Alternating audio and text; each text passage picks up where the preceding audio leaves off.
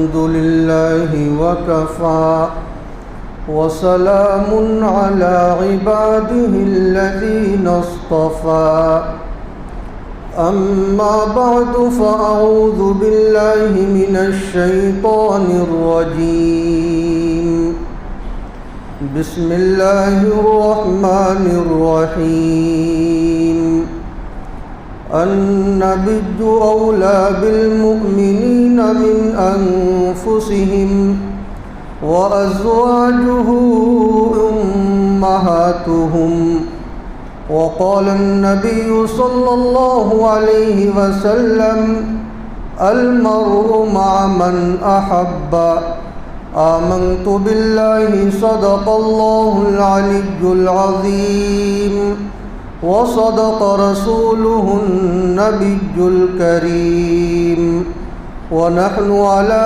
ذلك من الشاهدين والشاكرين والحمد لله رب العالمين۔ بزرگان محترم اور عزیز ساتھیوں، گزشتہ جمعہ میں آپ حضرات کی خدمت میں یہ بات آئی تھی کہ اسباب محبت 4 ہیں۔ نمبر 1 قرابت، نمبر 2 جمال، نمبر 3 کمال اور نمبر 4 احسان۔ اور آپ کو یہ بتلایا گیا تھا کہ یہ چاروں جو محبت کے اسباب ہیں یہ آپ صلی اللہ علیہ وسلم کی ذات بابرکت میں بدرجہ اتم موجود ہیں۔ جب آپ میں یہ چاروں اسباب سب سے زیادہ پائے جاتے ہیں تو پھر دنیا و ما فیہا سے زیادہ محبت آپ صلی اللہ علیہ وسلم سے ہونی چاہیے۔ اور آپ حضرات کے سامنے 2 سبب پر تفصیلی گفتگو آ چکی ہے، یعنی سبب قرابت اور سبب جمال پر۔ جو تیسرا سبب ہے سبب کمال، اسی کے اوپر گفتگو ہو رہی تھی، اور یہ بتلایا گیا تھا کہ اللہ تعالی شانہ نے آپ علیہ الصلاۃ والسلام کی ذات بابرکت میں ایسے ایسے کمالات رکھے ہیں کہ اگر ان کو سالہ سال بیان کیا جائے تو بھی وقت کم پڑ جائے گا، اور آپ صلی اللہ علیہ وسلم کے کمالات باقی رہیں گے۔ کمالات کی چند جھلکیاں آپ کی خدمت میں پیش کی گئی تھیں۔ آج کی مجلس میں چند اور جھلکیوں کو پیش کر کے چوتھا جو سبب محبت ہے احسان، اس کے بارے میں گفتگو ہوگی، اور پھر جو عنوان چھیڑا گیا تھا وہ عنوان مکمل ہوگا۔ تو آپ صلی اللہ علیہ وسلم کی ذات بابرکت میں اللہ تعالی شانہ نے بے پناہ کمالات کو آراستہ کر دیا ہے، پیدا کر دیا ہے۔ ہجرت سے 5 سال قبل سرداران قریش کا ایک وفد، جس میں بڑے بڑے لیڈران شامل تھے، ولید بن مغیرہ ہیں، ابو جہل بن ہشام ہیں، عاص بن وائل ہیں، عاص بن ہشام ہیں، اور اسود بن عبد یغوث وغیرہ ہیں۔ یہ بڑے بڑے لیڈران اس وفد میں شامل ہیں۔ وہ وفد آپ صلی اللہ علیہ وسلم کی خدمت میں حاضر ہوتا ہے، اور وہ وفد یہ کہتا ہے کہ 14ویں رات کی چاندنی ہے، اگر آپ نبی برحق ہیں آپ رسول برحق ہیں، اگر آپ اپنے وعدے میں سچے ہیں تو یہ جو 14ویں رات کا چاند ہے آپ اسے 2 ٹکڑے کر کے بتلا دیں۔ عجیب و غریب مطالبہ ہے،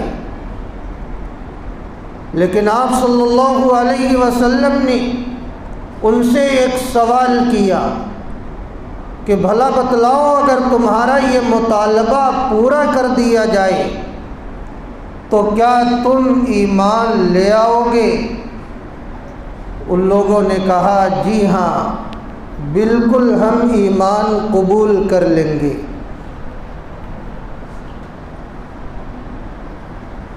تو آپ صلی اللہ علیہ وسلم نے جب یہ سنا تو آپ علیہ الصلاۃ والسلام نے چاند کی طرف دیکھا، اللہ سے دعا کی، اپنی انگلی سے چاند کی طرف اشارہ فرمایا۔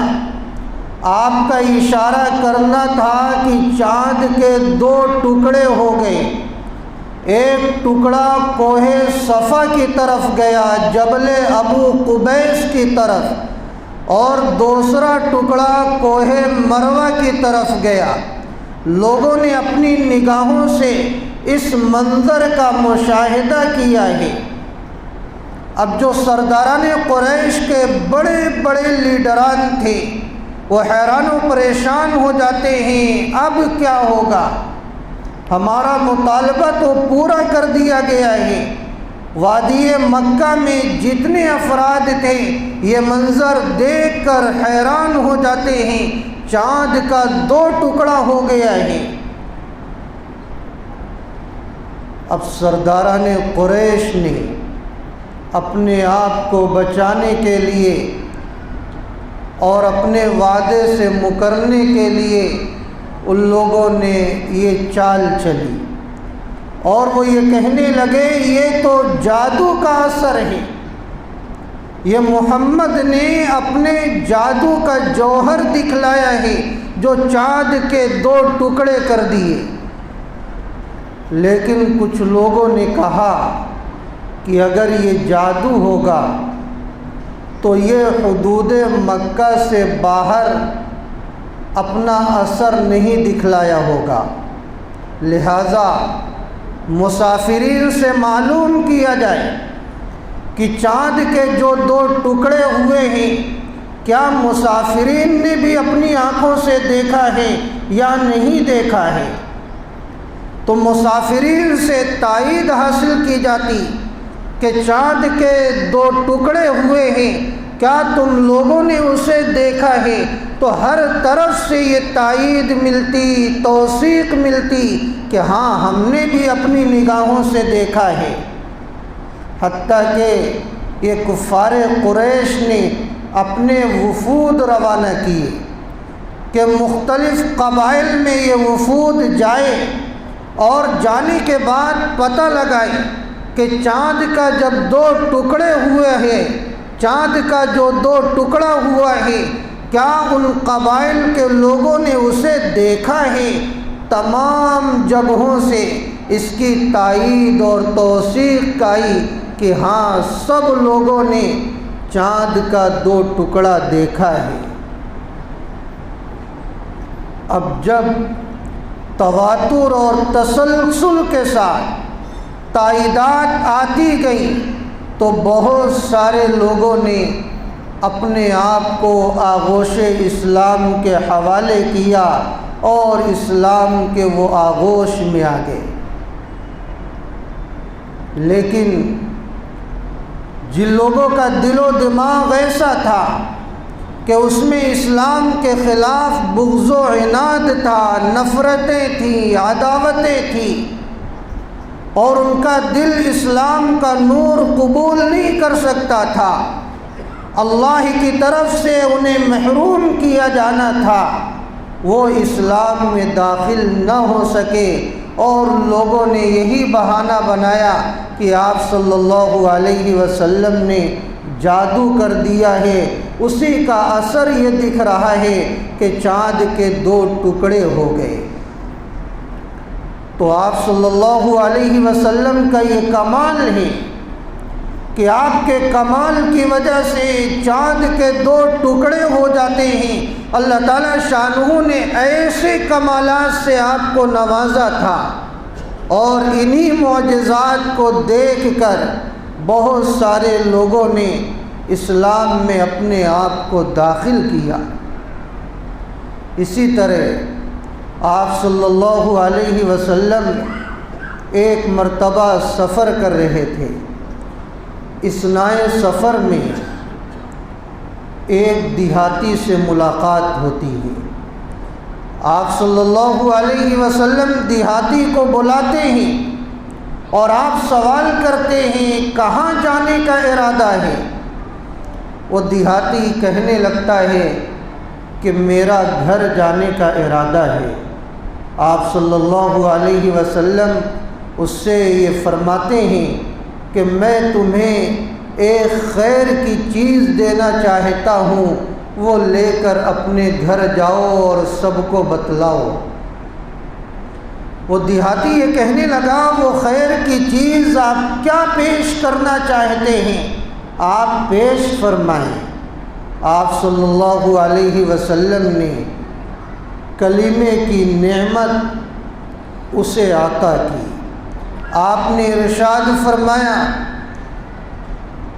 وَتَشْهَدُ أَن لَّا إِلَٰهَ إِلَّا اللَّهُ وَحْدَهُ لَا شَرِيكَ لَهُ وَأَنَّ مُحَمَّدًا عَبْدُهُ وَرَسُولُهُ کہ تم اس بات کی گواہی دو کہ نہیں ہے کوئی معبود سوائے اللہ کے، وہ اکیلا ہے، تنہا ہے، اس کا کوئی شریک نہیں ہے، اور بے شک محمد صلی اللہ علیہ وسلم اللہ کے بندے اور اس کے رسول ہیں۔ وہ دیہاتی یہ کہنے لگا کہ آپ کے اس بات کی صداقت پر گواہی کون دے گا؟ یعنی کوئی گواہ تو ہونا چاہیے۔ کیسے میں یہ مانوں کہ آپ اپنی بات میں سچے ہیں؟ آپ صلی اللہ علیہ وسلم نے قریب ایک وادی کے ایک درخت کی طرف اشارہ کیا کہ یہ جو فلاں درخت ہے جو تمہیں نظر آ رہا ہے، یہ درخت میری بات کی شہادت دے گا، گواہی دے گا کہ میں اپنی بات میں سچا ہوں۔ وہ دیہاتی حیران و پریشان ہو جاتا ہے، یہ درخت گواہی دے گا۔ آپ صلی اللہ علیہ وسلم نے درخت کی طرف اشارہ کیا اور درخت کو اپنی طرف بلایا، آواز دی۔ وہ درخت مدنی آقا حضرت محمد عربی صلی اللہ علیہ وسلم کی آواز بابرکت کو سنتا ہے تو زمین کے اندر سے چیر کر کے وہ درخت باہر آ جاتا ہے، اور مکمل باہر آنے کے بعد وہ چلتا ہوا آپ صلی اللہ علیہ وسلم کی خدمت میں حاضر ہوتا ہے، اور حاضر ہونے کے بعد کلمہ طیبہ اور کلمہ شہادت کے تعلق سے وہ اپنی 3 مرتبہ گواہی پیش کرتا ہے، اور 3 مرتبہ گواہی پیش کرنے کے بعد وہ درخت اپنی جگہ پر جس طرح آیا تھا اسی طرح چلا جاتا ہے۔ وہ دیہاتی جب یہ سنتا ہے کہ درخت اقرار کر رہا ہے اور شہادت دے رہا ہے، اس دیہاتی پر ایسا اثر ہوتا ہے کہ وہ بے ساختہ پکار اٹھتا ہے کہ آپ کی بات سچی ہے اور میں آپ پر ایمان لاتا ہوں، اور وہ دیہاتی ایمان میں داخل ہو جاتا ہے اور یہ وعدہ کرتا ہے کہ میں اپنے قبیلے میں جاؤں گا، اس کلمے کی دعوت کو پیش کروں گا، اگر میرے قبیلے والے میری بات مان جائیں گے تو میں ان قبیلے کے لوگوں کو آپ کی خدمت میں لاؤں گا، اور اگر نہیں مانیں گے تو میں تنے تنہا آپ کی خدمت میں حاضر ہوں گا اور آپ کی معیت اختیار کروں گا۔ تو آپ اندازہ لگائیں کہ اللہ تعالیٰ شانہ نے کس قدر آپ کو کمالات عطا فرمائے ہیں، اور یہ تو کمالات کی چند جھلکیاں ہیں۔ اس طرح بے شمار کمالات آپ کی ذات بابرکت سے ظاہر ہوئے ہیں اور آپ کے اندر موجود ہیں۔ اگر انہی کمالات کا تذکرہ کیا جائے تو سالہ سال مکمل ہو جائیں گے، لیکن کمالات مکمل نہیں ہوں گے۔ بس اتنا بتلانا ہے، اس روئے زمین پر اللہ تعالیٰ شانہ نے سب سے زیادہ اگر کسی کے اندر کمالات عطا کیے ہیں تو وہ ہم سب کے آقا تاجدار مدینہ حضرت محمد عربی صلی اللہ علیہ وسلم کی ذات بابرکت ہے۔ جب آپ کے اندر کمالات سب سے زیادہ ہیں تو کیوں نہ آپ صلی اللہ علیہ وسلم سے سب سے زیادہ محبت کی جائے۔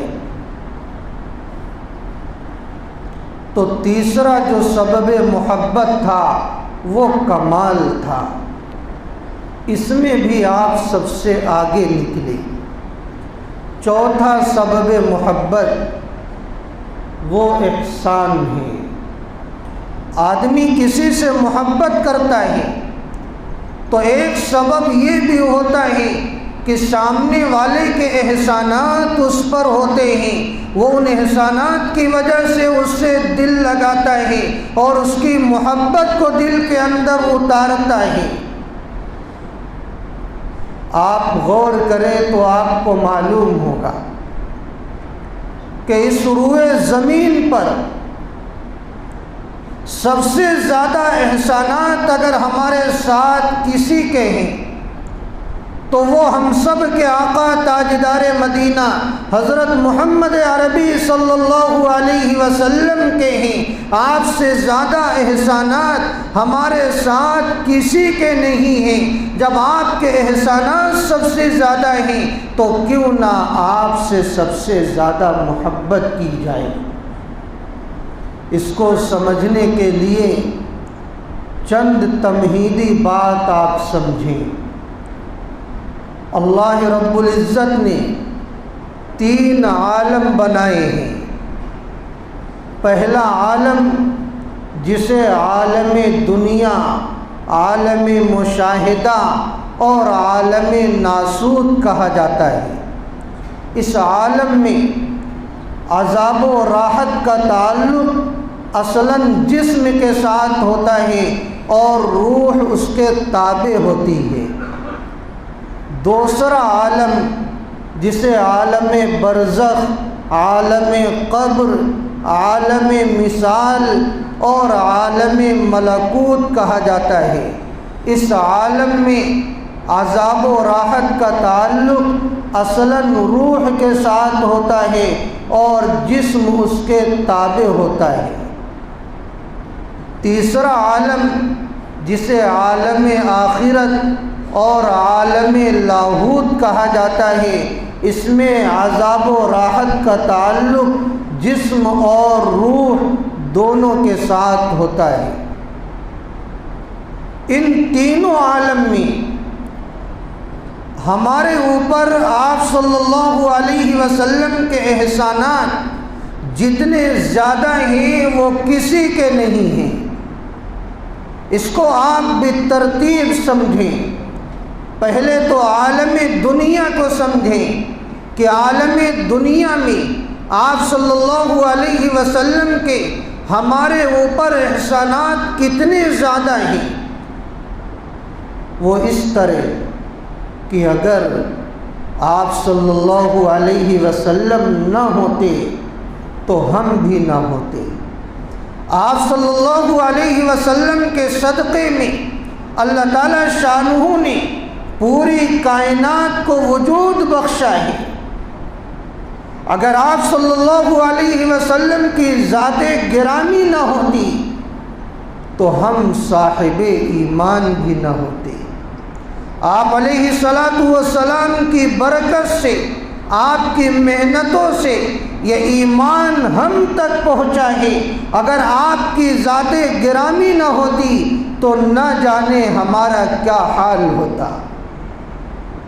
آپ کو معلوم ہے کہ ہمارے ایمان کے لیے آپ صلی اللہ علیہ وسلم نے کتنی مشقتوں کو برداشت کیا ہے اور کیسی کیسی تکالیف سے آپ نے اپنے آپ کو گزارا ہے، اور ایسی تکالیف سے آپ نے گزارا ہے کہ خود ہی آپ کا بیان ہے کہ جتنا مجھے ستایا گیا ہے اتنا کسی کو نہیں ستایا گیا۔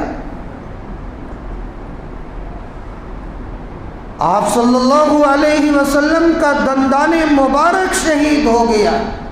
ہمارے ایمان کے لیے آپ کو لہو لہان کیا گیا، ہمارے ایمان کے لیے آپ کو گالیاں دی گئی، ہمارے ایمان کے لیے آپ کو ساحر کہا گیا، ہمارے ایمان کے لیے آپ کو مجنوں کہا گیا، ہمارے ایمان کے لیے آپ کو پاگل کہا گیا، ہمارے ایمان کے لیے آپ کے اوپر پتھر برسائے گئے، ہمارے ایمان کے لیے آپ کی ایڑیوں کو لہو لہان کیا گیا، آپ کی جوتیاں خون سے بھر گئیں ہمارے ایمان کے لیے۔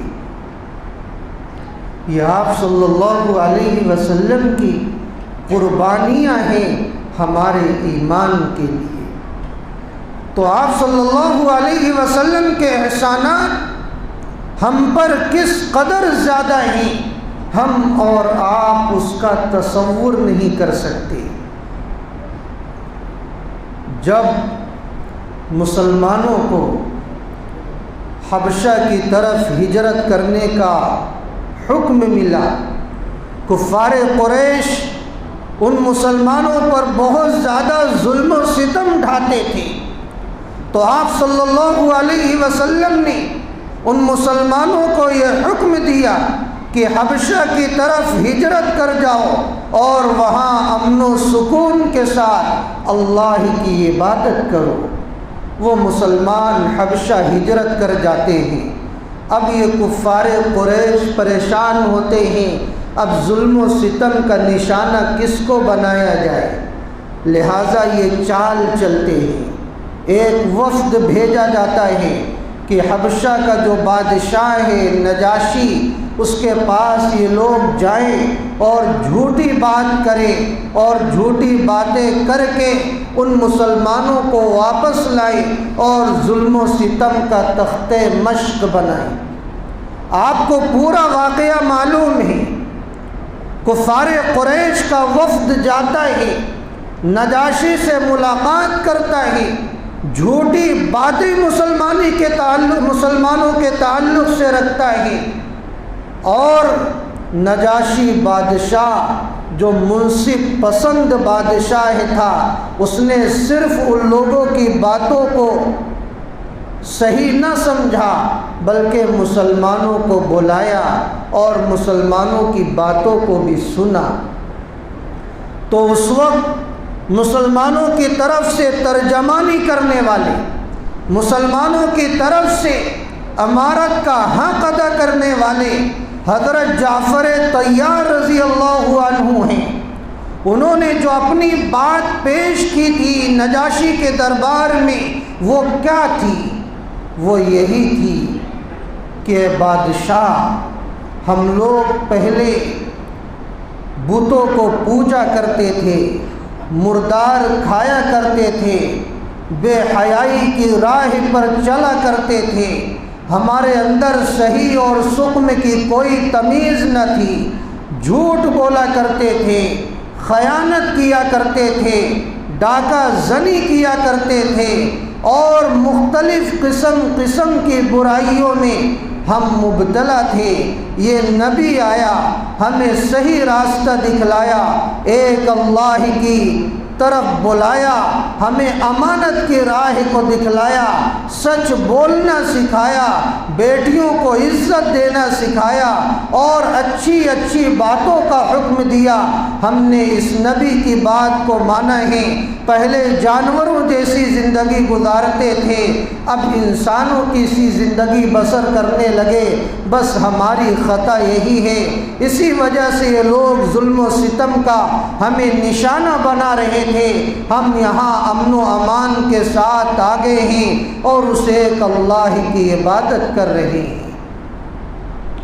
تو نجاشی بادشاہ نے ان مسلمانوں کی باتوں کو سنا ہے اور پھر کفار مکہ کا جو وفد تھا اس وفد کی بات کو ٹھکرایا ہے اور ان مسلمانوں کو واپس بھیجنے سے نجاشی نے انکار کر دیا۔ تو یہ آپ صلی اللہ علیہ وسلم کے احسانات ہیں کہ اللہ کے نبی علیہ السلام نے اپنی محنتوں کے ذریعے ہمارے عقائد کو درست کیا ہے، ہمیں عبادات کا صحیح طریقہ بتلایا ہے، ہماری معاشرت کو سنوارا ہے، ہمیں ایک دوسرے سے معاملات کیسے کرنے چاہیے۔ اللہ کے رسول صلی اللہ علیہ وسلم نے معاملات کی پاکیزگی کو سکھلایا ہے، ہمیں تجارت کیسی کرنی چاہیے، پیغمبر اعظم صلی اللہ علیہ وسلم نے وہ بھی ہمیں بتلایا ہے، ہمارے اخلاق کیسے ہونے چاہیے، پیغمبر اعظم صلی اللہ علیہ وسلم نے زبانی اور عملی اعتبار سے ہمیں وہ بھی سکھلایا ہے۔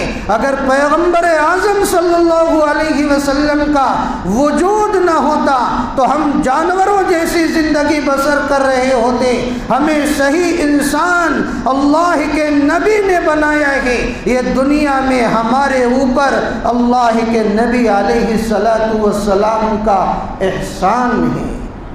عالم دنیا میں، عالم برزخ میں کیسا احسان ہے اس کو بھی آپ سمجھ لیں۔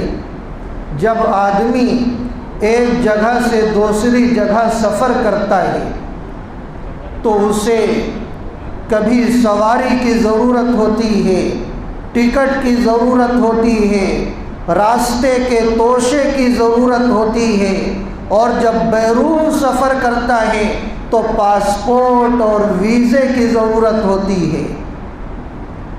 ہم ایمان والوں کا جو پاسپورٹ ہے وہ کلمہ لا الہ الا اللہ ہے، ایک اللہ کی عبادت کرنا ہے، الوہیت کو بیان کرنا ہے، معبود حقیقی کا اقرار ہے، یہ ہمارا پاسپورٹ ہے۔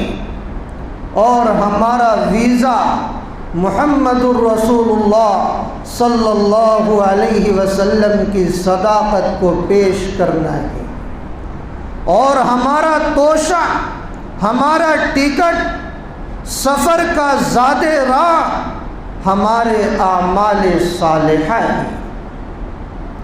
اگر یہ چیزیں نہ ہوئیں تو ظاہر ہے کہ انسان دشواری میں مبتلا ہوتا ہے۔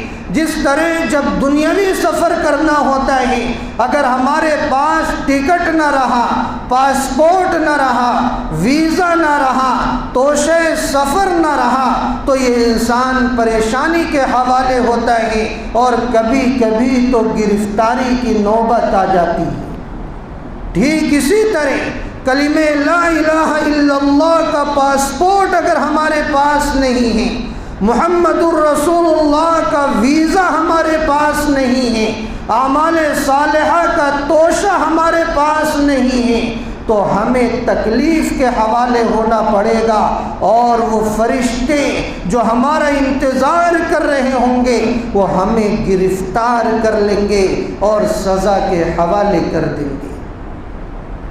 اسی لیے حدیث پاک میں آتا ہے کہ جب بندے مومن کو قبر کے اندر داخل کیا جاتا ہے، دفن کیا جاتا ہے، تو دو فرشتے اس کے پاس آتے ہیں، ایک کا نام مبشر ہوتا ہے اور دوسرے کا نام بشیر ہوتا ہے۔ اور جب بندے فاسق اور کافر کو دفن کیا جاتا ہے تو دو فرشتے آتے ہیں، ایک کا نام منکر ہوتا ہے اور دوسرے کا نام نکیر ہوتا ہے۔ وہ فرشتے کیا سوال کرتے ہیں؟ 3 سوال اہل قبر سے کیا جاتا ہے۔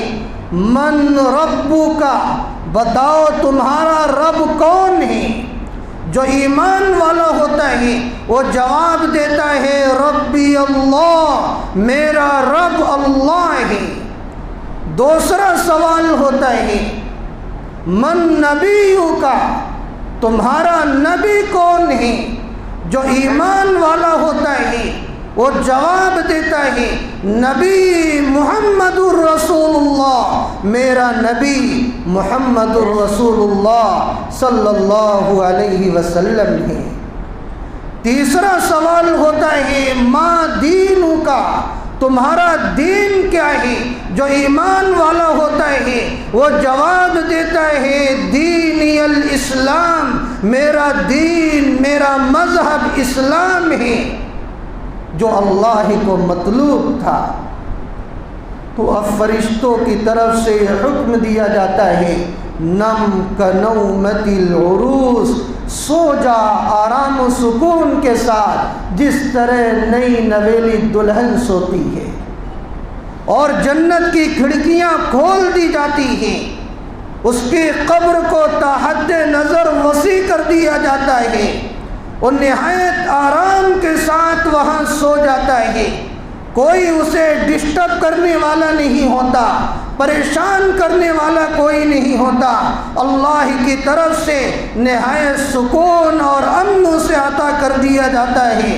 لیکن جو کافر ہوتا ہے، بدکار ہوتا ہے، فاسق ہوتا ہے، سیاہ کار ہوتا ہے، جو اپنی مرضی کے اعتبار سے دنیا کے اندر سے زندگی گزار کر گیا رہا ہوتا ہے، جب اس سے سوالات قبر کے اندر ہوتے ہیں وہ کوئی جواب نہیں دے پاتا، جس کی وجہ سے قبر اسے دبوچتی ہے اور پھر اس کے عذاب کا سلسلہ وہاں شروع ہو جاتا ہے۔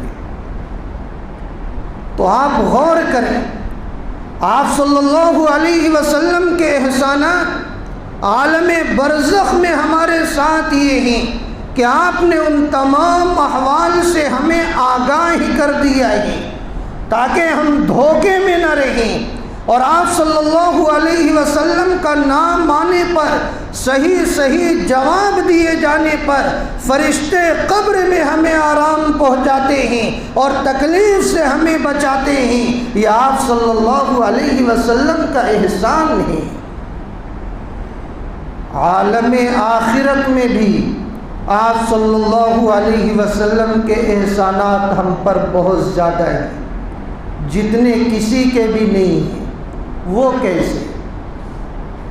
جب دوسرا سور پھونکا جائے گا، پہلے سور کے 40 سال کے بعد دوسرا سور پھونکا جائے گا، اس وقت تمام جن و انس زندہ کیے جائیں گے، قبر کے اندر سے دوبارہ اٹھائے جائیں گے اور سب کے سب میدان محشر کی طرف جائیں گے، اور وہاں سب لوگوں کا اجتماع ہوگا۔ ہر کوئی اپنے اپنے اعمال بد کی وجہ سے پسینے میں شرابور ہوگا۔ آپ تصور کی دنیا میں جائیں، کوئی اس وقت ٹخنے کے برابر پسینے میں شرابور ہوگا، کوئی گھٹنے کے بقدر پسینے میں شرابور ہوگا، کوئی کمر کے بقدر پسینے میں شرابور ہوگا، کوئی گلے کے بقدر پسینے میں ڈوبا ہوگا، اور کوئی تو اس سے اوپر تک پسینے میں ڈوبا ہوگا۔ آپ اندازہ لگائیں، پسینہ گرمی کی وجہ سے اتنا پسینہ ہوگا اور ایسی نازک گھڑی ہوگی کہ پانی میں نہیں پسینے میں ڈوبا ہوگا۔ کیسی نازک گھڑی ہوگی، کیسا دشوار کن مرحلہ ہوگا، آپ صرف تصور کی دنیا میں جائیں۔ اس وقت ہر ایک کی صرف ایک چاہت ہوگی، اس گھبراہٹ کے دور میں، اس پریشانی کے عالم میں ہر ایک کی صرف ایک چاہت ہوگی کہ کتنی جلدی حساب و کتاب ہو جائے۔ وہ تکلیف برداشت کوئی نہیں کر سکے گا، بس ایک ہی تمنا لگایا ہوگا جتنی جلدی ہو سکے بس حساب و کتاب سے چھٹکارا مل جائے۔ اب لوگ یہ سوچیں گے کہ ہم سے تو بن نہیں سکتا، حضرات انبیاء علیہم السلام جو اللہ کے برگزیدہ مخلوق ہیں، ان کے پاس چلا جائے، ان سے سفارش کی امید لگا کر یہ سارے لوگ جو میدان محشر والے ہیں وہ حضرت آدم علیہ السلام کے پاس سب سے پہلے جائیں گے۔ بار بار آپ نے سنا ہے، وہ جا کر اپنی پریشانی کو ان کے سامنے رکھیں گے اور یہ کہیں گے آپ ابو البشر ہیں، بشر کے سردار ہیں، آپ سب کے ابو جان ہیں، آپ اللہ سے سفارش کر دیں، ہمارا حساب و کتاب جلدی ہو جائے، ہم بہت پریشان حال ہیں۔ حضرت آدم علیہ السلام جب سنیں گے تو یہ ارشاد فرمائیں گے کہ دیکھو آج اللہ تعالیٰ بہت زیادہ جلال میں ہیں، غیظ و غضب میں ہیں، نفسی نفسی وہ کہیں گے اور یہ کہیں گے کہ مجھے اپنا وہ مرحلہ یاد آ رہا ہے جب اللہ نے مجھے کہا تھا کہ شجر ممنوعہ کو نہیں کھانا، میں نے اس کے پھل کو کھا لیا تھا، مجھے تو خود ہی یہ خطرہ لگ رہا ہے کہ کہیں اللہ تعالیٰ مجھ سے نہ باز پرس فرما لے۔ میں تمہیں یہ مشورہ دیتا ہوں کہ جاؤ، میرے بعد ایک عظیم پیغمبر آئے تھے جنہیں آدم ثانی کہا جاتا تھا، حضرت نوح علیہ السلام، ان کے پاس جاؤ، ان سے تقاضا رکھو، ہو سکتا ہے وہ سفارش کر دے۔ یہ سارے لوگ پریشانی کے عالم میں حضرت نوح علیہ السلام کی خدمت میں حاضر ہوں گے اور یہ عرض کریں گے کہ آپ اللہ کے پیغمبر ہیں، آپ کو آدم ثانی کہا جاتا ہے، آپ اللہ سے سفارش کر دیں، ہمارا حساب و کتاب جلدی ہو جائے۔ حضرت نوح علیہ السلام بھی نفسی نفسی کہیں گے اور یہ عرض کریں گے کہ دیکھو مجھے بھی اللہ کا خوف لگ رہا ہے، مجھے بھی خطرہ محسوس ہو رہا ہے کہ کہیں اللہ مجھ سے سوال نہ کر لیں، کیونکہ جب میرا بیٹا کنعان ڈوب رہا تھا وہ اللہ کا نافرمان تھا، میری شفقت پدری جوش میں آ گئی تھی، میں نے اللہ سے دعا کر لی تھی کہ اللہ میرے بیٹے کو بچا لیجئے، اللہ کی طرف سے مجھے منع کر دیا گیا تھا، مجھے خطرہ ہے کہ کہیں اللہ سوال نہ کر لیں، مجھے ڈر ہے، ایسا کرو تم حضرت ابراہیم علیہ السلام کے پاس چلے گا، وہ خلیل اللہ ہیں، اللہ کے دوست ہیں، تم ان کے پاس چلے جاؤ، ہو سکتا ہے وہ سفارش کر دے۔ یہ پورا مجمع حضرت ابراہیم علیہ السلام کی خدمت میں آئے گا اور اپنا تقاضا رکھے گا کہ اللہ کے پیغمبر آپ خلیل اللہ ہیں، آپ کو یہ شرف اللہ نے دیا ہے، ہم بہت زیادہ پریشان حال ہیں، آپ اللہ سے سفارش فرما دیں، ہمارا حساب و کتاب جلدی ہو جائے۔ حضرت ابراہیم علیہ السلام ارشاد فرمائیں گے کہ دیکھو میں تو سفارش کر دیتا لیکن مجھے خود ہی اپنا خطرہ لگ رہا ہے، مجھے وہ 3 مقامات یاد آ رہے ہیں جن 3 مقامات پر میں نے جھوٹ کا سہارا لیا تھا، ظاہری اعتبار سے وہ جھوٹ تھا لیکن حقیقتاً وہ تعریض تھی، توریہ تھا، لیکن پھر بھی وہ خطرہ محسوس کر رہے ہیں۔ وہ 3 مقامات کون سے تھے؟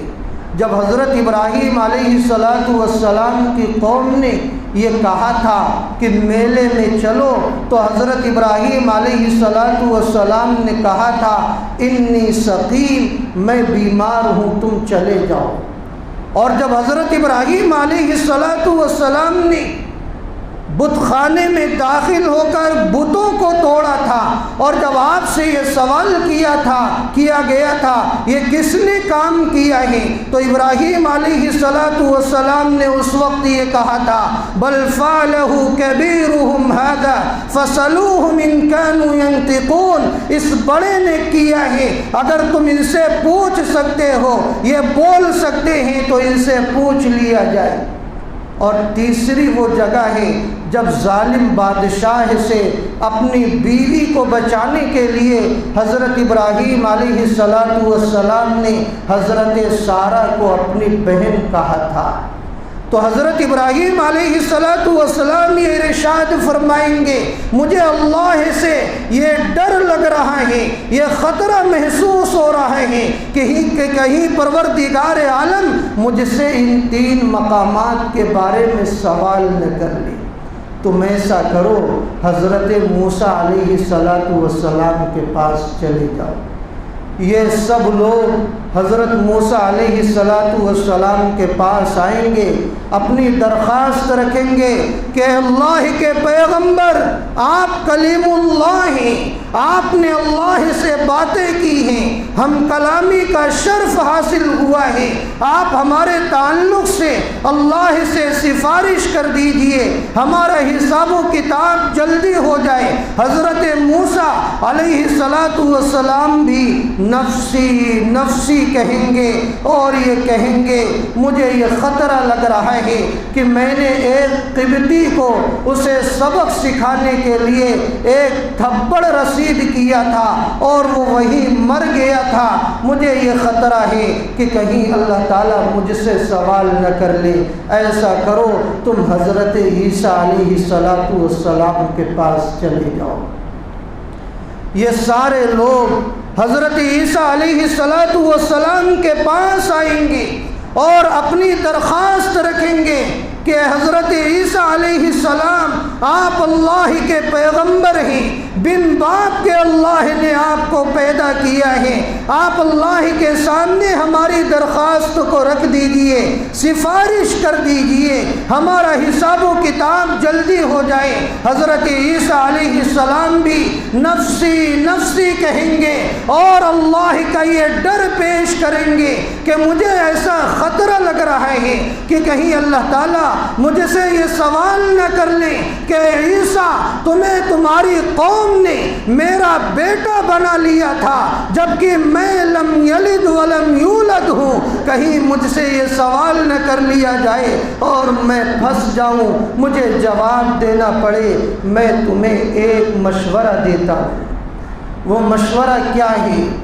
تم اس شخصیت کی طرف چلے جاؤ جنہیں اللہ نے گارنٹی دے دی ہے کہ ان کی اگلی اور پچھلی تمام خطائیں معاف ہیں، اس شخصیت سے کوئی سوال ہونے والا نہیں ہے، اللہ نے سرٹیفکیٹ دی ہے، اللہ نے گارنٹی دی ہے، چلے جاؤ اس شخصیت کی طرف، یعنی رحمت للعالمین، امام الانبیاء، خاتم الانبیاء، تاجدار مدینہ حضرت محمد الرسول اللہ صلی اللہ علیہ وسلم کی طرف۔ یہ سارا مجمع امید لے کر آپ صلی اللہ علیہ وسلم کی خدمت میں حاضر ہوگا، اور حاضر ہونے کے بعد عرض کرے گا کہ اے پیغمبر اعظم صلی اللہ علیہ وسلم، آپ بخشے بخشائے ہیں، آپ کو گارنٹی مل چکی ہے، ہم بہت زیادہ پریشان حال ہیں، حساب و کتاب جلدی ہونے کے لیے آپ ہمارے تعلق سے اللہ سے سفارش کر دیجئے، ہم بہت زیادہ پریشان حال ہو چکے ہیں۔ اللہ کے نبی علیہ السلام انہی امتی لوگوں کے انتظار میں ہوں گے، یہ آپ کی محبت ہے، آپ امتی کی پریشانی کو دیکھ نہ سکیں گے اور فوراً ان کی درخواست کو قبول کریں گے، عرش کے سامنے سجدہ ریز ہو جائیں گے اور سجدے کے اندر اللہ کی حمد و ثنا پیش کریں گے، اور جانتے ہو یہ کیسی حمد و ثنا ہوگی؟ یہ ایسی حمد و ثنا ہوگی کہ اس روئے زمین پر کسی نے اللہ کی ویسی تعریف نہ کی ہوگی، اور خود پیغمبر اعظم صلی اللہ علیہ وسلم نے کبھی اس سے پہلے اللہ کی ویسی حمد و ثنا نہ کی ہوگی۔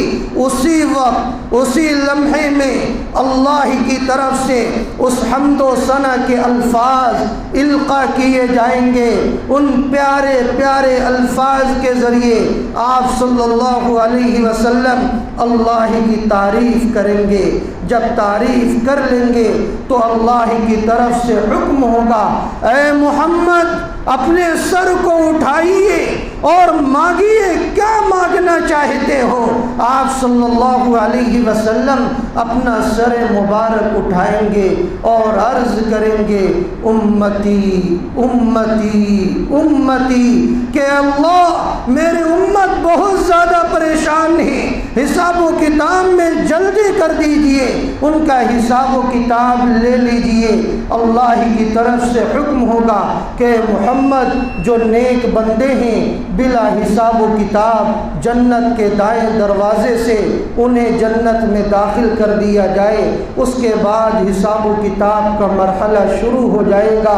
حساب و کتاب کے بعد کچھ لوگ جنت میں کچھ جہنم میں، دوبارہ آپ سفارش کریں گے تو اہل جنت میں سے جنتی کو یہ اجازت دی جائے گی کہ وہ اپنے اعزاء اور اقربا میں سے مقدار میں وہ مخصوص مقدار ہوگی، انہیں جنت سے جہنم سے نکال لیا جائے، جنت کے اندر داخل کر دیا جائے، انہیں نکال کر نہر حیات میں غسل دیا جائے گا اور پھر جنت میں داخلہ عطا کیا جائے گا۔